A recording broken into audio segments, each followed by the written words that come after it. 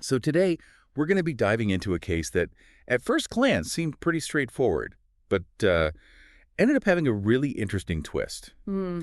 And, it really highlights how important it is to be a good observer at the bedside. Mm-hmm. So we're going to be looking at a story from Dr. Krishna Kishore Oza about this clinical pearl that he learned from his internship with Dr. R.S. Mehta, RSM, back in the early 80s. Yeah, and what's remarkable is how this knowledge that he learned all those years ago during his internship in India, in my hospital, Mhm. really made a difference in a patient's diagnosis, like many years later when he was working in a U.S. hospital. Exactly, yeah. So this is fast forwarding about 20 years. Dr. Oza is now a blood bank director, Yeah. and a colleague comes to him with this 88-year-old woman who has this unexplained anemia. Mm. And she's needing blood transfusions every 2 to 3 days. Wow. So very frequent. Yeah. And so all the initial tests for any kind of, typical causes of hemolysis, red cell antibodies, DTing, all of that was negative. So the question was, well, is she bleeding somewhere? Yeah. And the initial answer was, not that we know of. Right. So this is where Dr. Oza remembers this clinical pearl that he had learned from his internship. So he suggested to his colleague, well, have you, looked for an occult retroperitoneal bleed? Okay. But then he went one step further and suggested, why don't you also check her eyes for icterus and check her bilirubin level? Wow. So that's interesting. Why would he suggest that? Yeah, and this really threw his colleague off guard. He's like, why would I do that? What does that have to do with anything? Right. And, what's fascinating about this whole thing is the reasoning behind it.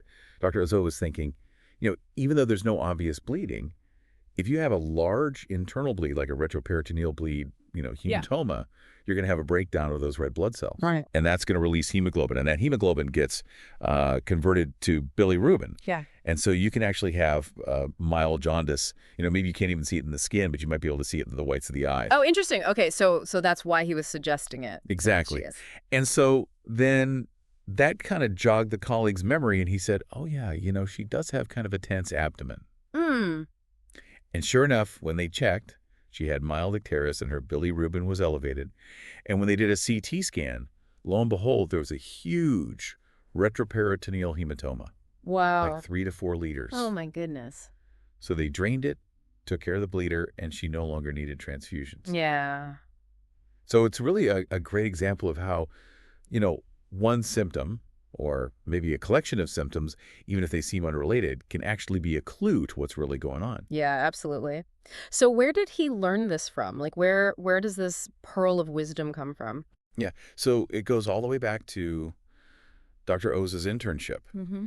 And they had a patient come in who they thought might have Goodpasture syndrome, and he had had a recent pulmonary hemorrhage. Okay. So RSM, Dr. Mehta, was questioning the senior RMOs, the residents, and he was trying to determine if this was a new bleed, or an old bleed. Mm-hmm. So when the residents couldn't really say for sure, he said, well, did you check the patient's eyes for icterus? Mm.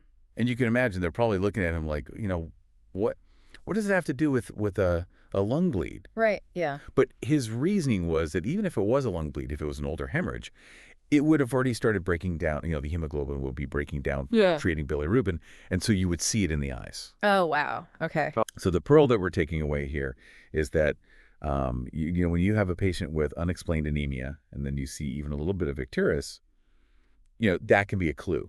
Either that there's some hidden bleeding going on, like, retroperitoneal bleed, or that there was maybe some bleeding that happened in the past that we don't even know about. Right. And this just really highlights how important it is to, even in this age of all these really high-tech tests and imaging that we have, it's still really important to be a careful observer when you're at the bedside. Yeah, absolutely.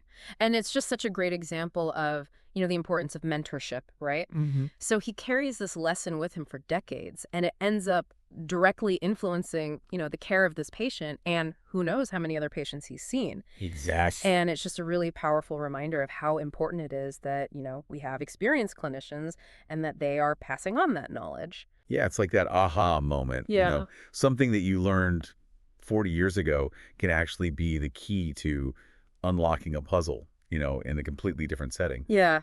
It really makes you think, In this day and age where we're so data-driven, we order tons of tests. Right. How do we make sure that we're not losing this, the importance of clinical observation, right? And really listening to the wisdom of those mentors who've been doing this for a long time. What are the things that we might be missing just because we're so focused on the things that we can easily measure? It's something to really think about. Yeah.